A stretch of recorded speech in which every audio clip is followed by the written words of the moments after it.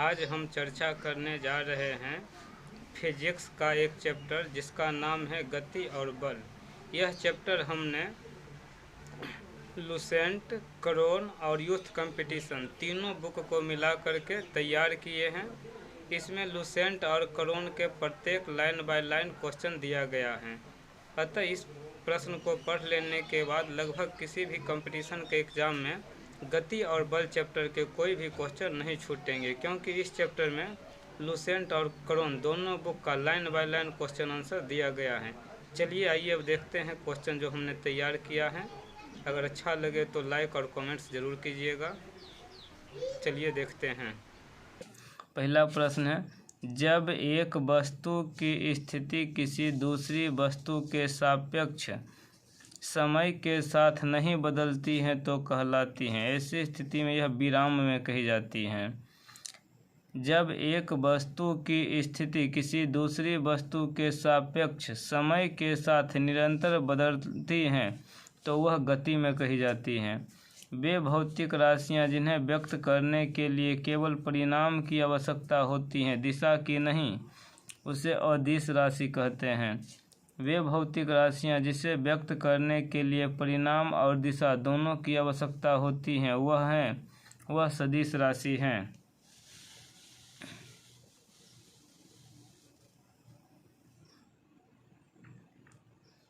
किसी समय में गतिशील वस्तु द्वारा चली गई कुल लंबाई को कहा जाता है दूरी। किसी गतिशील वस्तु द्वारा प्रारंभिक और अंतिम स्थिति के अंतर को कहा जाता है विस्थापन। त्वरण, वेग, विस्थापन, बल, रेखीय संवेग, बल आघूर्ण, कोणीय संवेग आदि हैं। ये सभी जो हैं सदिश राशियां के उदाहरण हैं। लंबाई, समय, द्रव्यमान, घनत्व, आयतन, क्षेत्रफल, कार्य, ऊर्जा, शक्ति, गुरुत्वीय विभव, दाब, विद्युत वाहक बल आदि ये सभी सदिश राशि के उदाहरण हैं। विस्थापन हो सकता है, विस्थापन शून्य हो सकता है, धनात्मक हो सकता है, ऋणात्मक हो सकता है, कुछ भी हो सकता है। किसी वस्तु द्वारा इकाई समय में तय की गई दूरी को कहा जाता है चाल। चाल का एसआई मात्रक होता है, चाल का एसआई मात्रक मीटर प्रति सेकंड होता है। यहाँ दिया चाल का एसआई मात्रक होता है, चाल का एसआई मात्रक मीटर प्रति सेकंड होता है।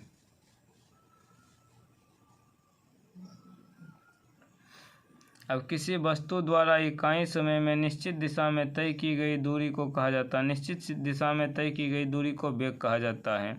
वेग का एसआई मात्रक होता है, वेग का एसआई मात्रक और चाल का एसआई मात्रक एक ही होता है, मीटर प्रति सेकंड। वेग में परिवर्तन की दर को कहा जाता है, वेग में परिवर्तन की दर को त्वरण कहा जाता है और त्वरण को ए से सूचित किया जाता है। त्वरण का एसआई मात्रक होता है, त्वरण का एसआई मात्रक भी मीटर प्रति सेकंड होता है।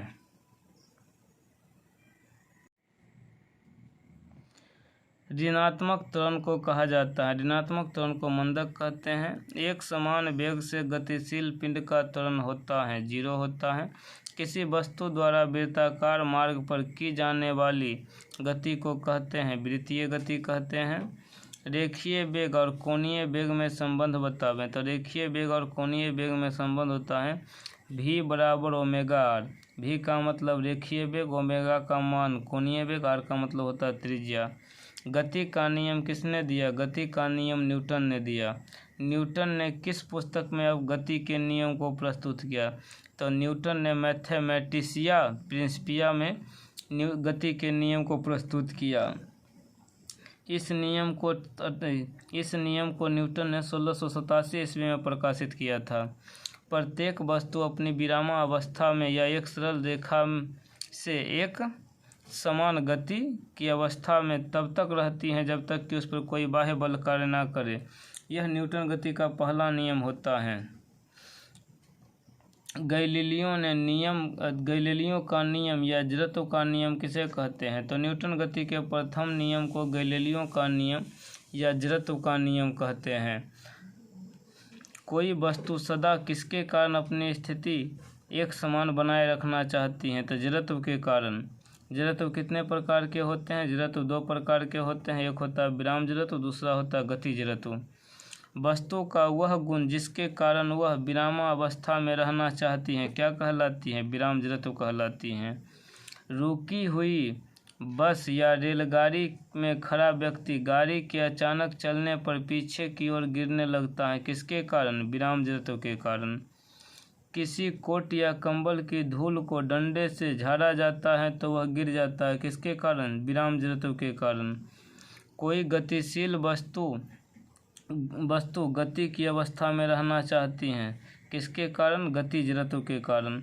तेज चलती हुई बस या रेलगाड़ी के एकाएक रुकने पर उसमें खड़ा व्यक्ति आगे की ओर झुक जाता है तो यह जड़त्व के कारण आगे की ओर झुक जाता है। वह भौतिक कारण जो किसी वस्तु में लगकर उसकी अवस्था में परिवर्तन करने की चेष्टा करता है कहलाता है तो वह बल कहलाता है।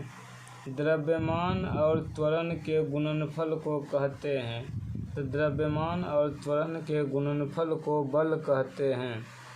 बल का एसआई मात्रक होता है। बल का एसआई मात्रक न्यूटन या किलोग्राम प्रति मीटर स्क्वायर होता है। 1 न्यूटन किसके बराबर होता है? तो 1 न्यूटन 10 के पावर 5 डाइन के बराबर होता है। किसी वस्तु के द्रव्यमान और वेग के गुणनफल को कहते हैं संवेग कहते हैं। संवेग का एसआई मात्रक होता है। संवेग का एसआई मात्रक किलोग्राम मीटर प्रति सेकंड होता है। जब कोई बल किसी वस्तु पर छोटे समय अंतराल के लिए लगता है तो उसे आवेग कहते हैं।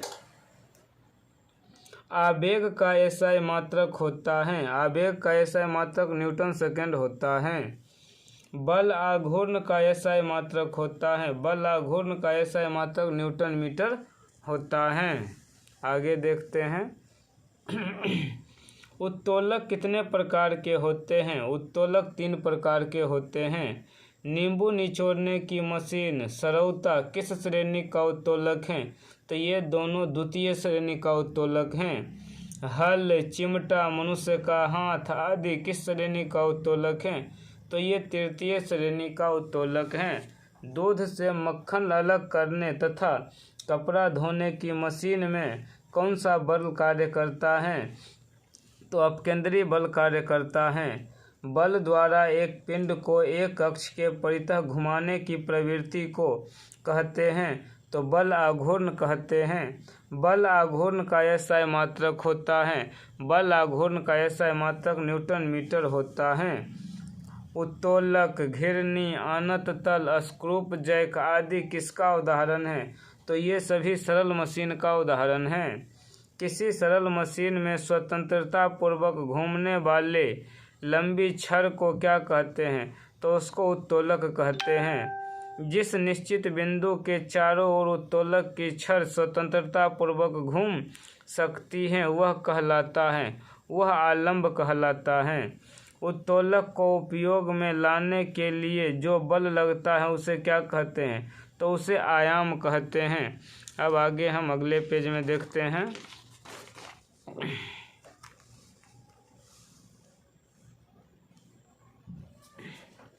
उत्तोलक द्वारा उठाए गए बोझ या रुकावट को कहते हैं भार कहते हैं।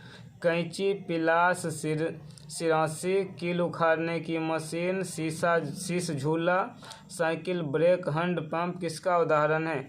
ये सभी प्रथम श्रेणी के उत्तोलक का उदाहरण है। किसी वस्तु का वह केंद्र जहाँ उसका समस्त भार कार्य करता है क्या कहलाता है? तो उसे गुरुत्व केंद्र कहते हैं। गति का पहला नियम किसके किसके बीच संबंध प्रदान करता है? तो यह स्थिति और वेग के बीच का संबंध प्रदान करता है।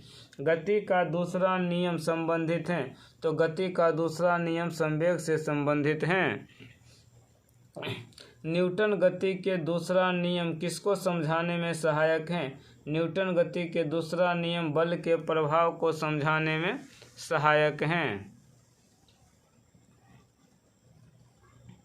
F बराबर ma को गति का किस नियम के रूप में जानते हैं? तो यह न्यूटन गति के दूसरे नियम का रूप है। दीवार पर फेंका हुआ गेंद दीवार से टकराकर वापस आ जाता है। किस नियम के कारण? यह न्यूटन गति के तीसरे नियम के कारण लौटकर वापस आता है। एक निकाय के संवेग में परिवर्तन की दर किसका समानुपाती होता है? तो लागू बल के समानुपाती होता। 1 kg गुने 1 मीटर प्रति सेकेंड स्क्वायर को कहा जाता है, तो इसको न्यूटन कहा जाता है। तेज गति से आने वाले क्रिकेट गेंद को पकड़ते समय एक क्षेत्र रक्षक अपनी बाहों को पीछे की ओर क्यों कर लेता है? क्योंकि वह लंबे समय तक कम बल का अनुभव करता है। एक राइफल से गोली चलाई गई, यदि राइफल बिना किसी रोक के पीछे की ओर आती है तो राइफल की गतिज ऊर्जा क्या होगी? गोली की गतिज ऊर्जा से कम होगी। जब एक नाविक आगे की दिशा में कूदता है तो नाव पीछे की ओर हट जाता है। यह गति का कौन सा नियम दर्शाता है? यह गति का तीसरा नियम दर्शाता है।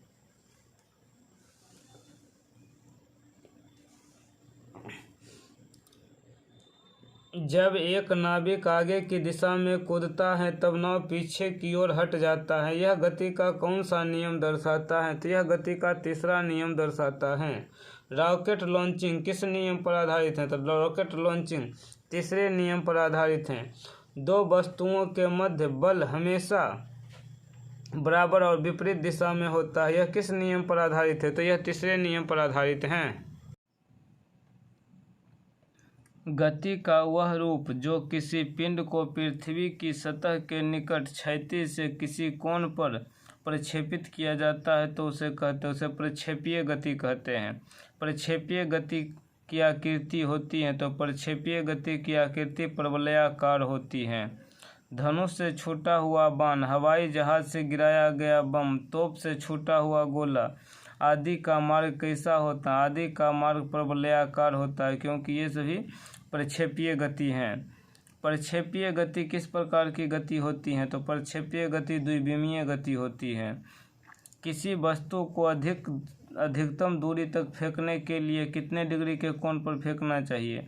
तो 45 डिग्री के कोण पर फेंकना चाहिए। प्रक्षेप्य पथ के उच्चतम बिंदु पर वेग एवं त्वरण के बीच का कोण बनता है। तो प्रक्षेपीय पक्ष के पथ के उच्चतम बिंदु पर वेग एवं त्वरण के बीच का कोण 90 डिग्री का बनता है।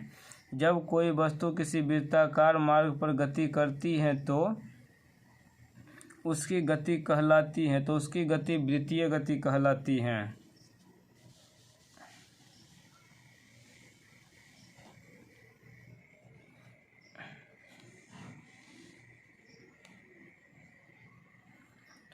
डोरी से बंधे हुए एक पत्थर को तेजी से वृत्ताकार में घुमाया जाता है तो घुमाने के समय घुमाते समय डोरी टूट जाता है तो पत्थर किस दिशा में उड़ेगी? तो पत्थर एक रैखिक दिशा में उड़ जाएगी। पाई का मान की गणना सबसे पहले किसने की? पाई के मान की गणना सबसे पहले आर्यभट्ट ने की। न्यूटन गति के किस नियम से बल की परिभाषा मिलती है? तो न्यूटन गति के प्रथम नियम यहाँ दिया, प्रथम नियम से बल की परिभाषा मिलती है। वह भौतिक कारक जो किसी वस्तु के प्रारंभिक अवस्था में परिवर्तन करता है या करने की चेष्टा करता है उसे क्या कहते हैं? तो उसे बल कहते हैं। किसी वस्तु के द्रव्यमान और वेग के गुणनफल को क्या कहते हैं? किसी वस्तु के द्रव्यमान और वेग के गुणनफल को संवेग कहते हैं। संवेग बराबर होता है वेग गुणे द्रव्यमान। संवेग का एसआई मात्रक क्या होता है? तो संवेग का एसआई मात्रक किलोग्राम मीटर प्रति सेकंड होता है। न्यूटन गति के किस नियम से बल का व्यंजक प्राप्त होता है? तो न्यूटन गति के दूसरे नियम से बल का व्यंजक प्राप्त होता है और बल का व्यंजक होता है F बराबर ma, बल बराबर द्रव्यमान गुणे त्वरण। न्यूटन गति का प्रथम नियम का अंग है, तो न्यूटन गति के प्रथम नियम का अंग कौन सा नियम है? तो दूसरा नियम। तो दूसरा नियम पहला नियम लगभग एक ही समान है। प्रत्येक क्रिया के बराबर परंतु विपरीत दिशा में प्रतिक्रिया होती है। किस नियम में? यह न्यूटन गति के तीसरे नियम में कहा गया है। आगे देखते हैं।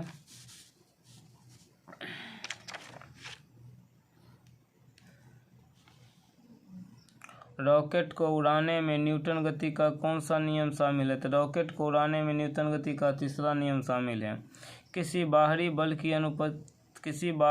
की अनुपस्थिति में दो या दो से अधिक वस्तुओं के संवेग का बीजगणितीय योग किसी भी दिशा में सदैव स्थिर रहता है, इसे क्या कहते हैं? तो इसे संवेग संरक्षण का सिद्धांत कहते हैं।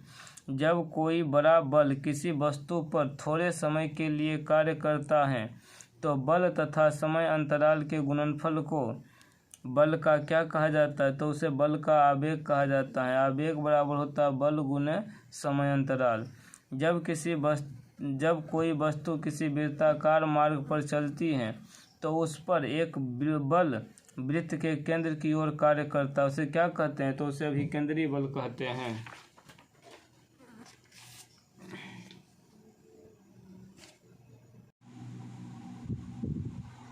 जब कोई पिंड किसी वृत्ताकार पथ पर चलता है तो उसकी गति को बनाए रखने के लिए केंद्र से बाहर की ओर एक बल लगता है, वह है तो उस बल को अपकेंद्री बल कहते हैं।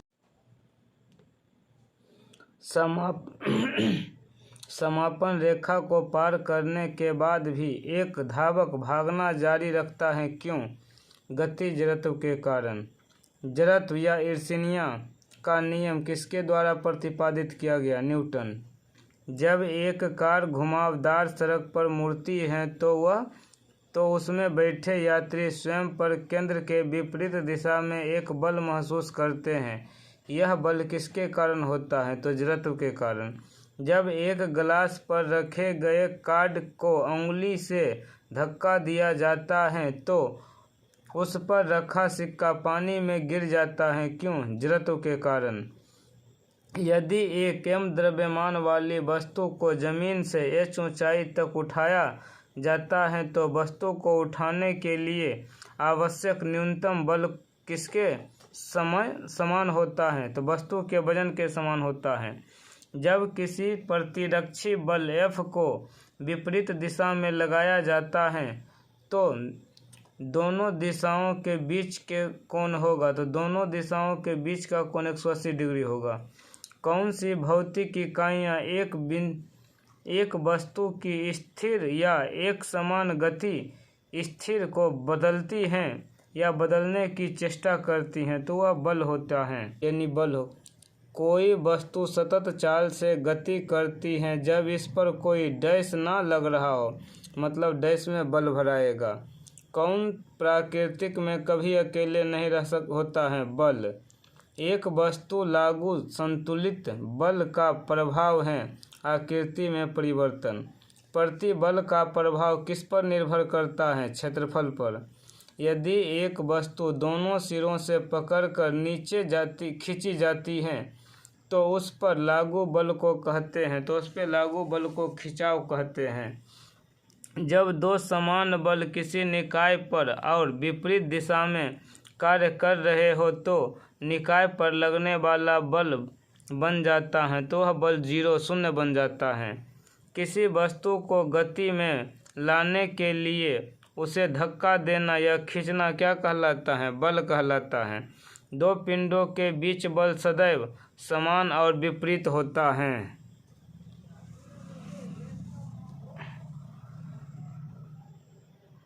डैश दो वस्तुओं के मध्य परस्पर क्रिया है, बल। जब कोई वस्तु बल के विपरीत दिशा में स्थानांतरित होता है तो कार्य होगा, तो कार्य नकारात्मक होता है। एक व्यक्ति स्थिर पानी में नाव पर खड़ा है। यदि वह व्यक्ति तट की ओर चलता है तो नाव तट से दूर जाएगी। जब एक स्थिर बस चलना प्रारंभ करती है तो उसमें खड़े व्यक्ति पीछे की दिशा में गिर जाते हैं, किसके कारण? तो न्यूटन गति के प्रथम नियम के कारण।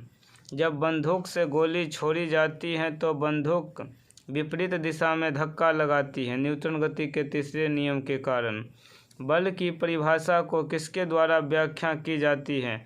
न्यूटन गति के पहले नियम के द्वारा। किसी भी क्षण किसी रॉकेट का त्वरण निर्वासित गैसों के वेग के के घात nth के समानुपाती होता है तो यहाँ n का मान होना चाहिए 1 होना चाहिए।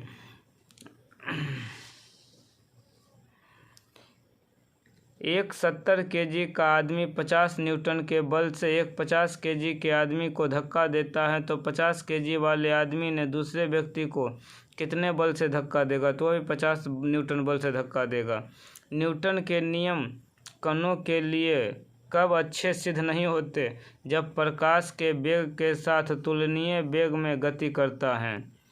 आकर्षण के गुरुत्वाकर्षण बल के अभाव में रॉकेट पर प्रणोदक डैश होता है, स्थिर होता है। स्थिर या गतिशील अवस्था में परिवर्तन कर प्रतिरोध करने की एक वस्तु की प्रवृत्ति को कहा जाता है, जड़त्व कहा जाता है।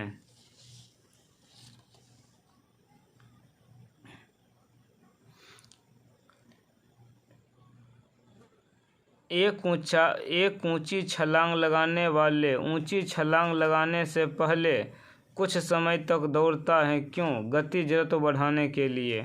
मेज पर रखी हुई पुस्तक का ढेर किसके कारण नहीं हटता है? जड़त्व के कारण।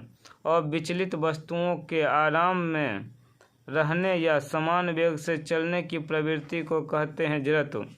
किसी स्थिर वस्तु के स्थिर रहने या गतिशील वस्तु के उसी गति से गतिशील होने की प्रक्रिया को कहा जाता है, यह भी जड़त्व कहलाता है। ठोस सतह द्वारा किसी भी वस्तु पर समान दिशा में लगाए गए बल को कहते हैं सामान्य बल कहते हैं। सभी बलों में होता है परिणाम और दिशा दोनों होता है। किसी वस्तु पर कार्य करने वाले बल गुरुत्वाकर्षण बल को कहते हैं भार कहते हैं। जब दो समान बल किसी पिंड पर एक दूसरे के विरुद्ध दिशा में प्रयुक्त होता है तो पिंड पर प्रयुक्त होने वाला कुल बल होगा 0। कोई वस्तु सतत चाल से गति करती है जब इस पर कोई डैश ना लग रहा हो बल।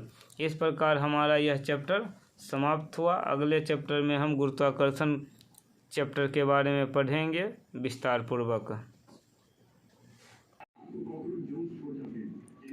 इसका PDF नीचे लिंक में दे दिया गया है, वहां से आप PDF डाउनलोड करके देख सकते हैं।